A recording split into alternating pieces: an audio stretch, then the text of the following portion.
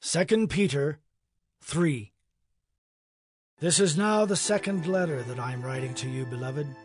In both of them I am stirring up your sincere mind by way of reminder, that you should remember the predictions of the holy prophets, and the commandment of the Lord and Savior through your apostles, knowing this first of all, that scoffers will come in the last days with scoffing, following their own sinful desires. They will say, "Where is the promise of his coming? For ever since the fathers fell asleep, all things are continuing as they were from the beginning of creation." For they deliberately overlook this fact, that the heavens existed long ago, and the earth was formed out of water and through water by the word of God, and that by means of these the world that then existed was deluged with water and perished. But by the same word the heavens and earth that now exist are stored up for fire, being kept until the day of judgment and destruction of the ungodly. But do not overlook this one fact, beloved, that with the Lord 1 day is as 1,000 years, and 1,000 years as 1 day. The Lord is not slow to fulfill his promise, as some count slowness, but is patient toward you, not wishing that any should perish, but that all should reach repentance.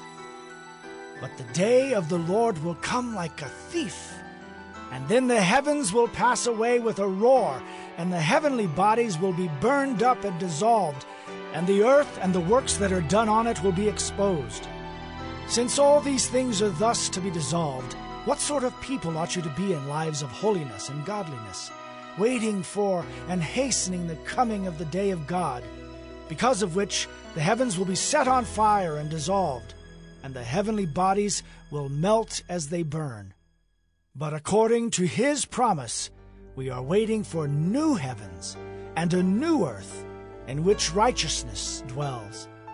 Therefore, beloved, since you are waiting for these, be diligent to be found by him without spot or blemish, and at peace.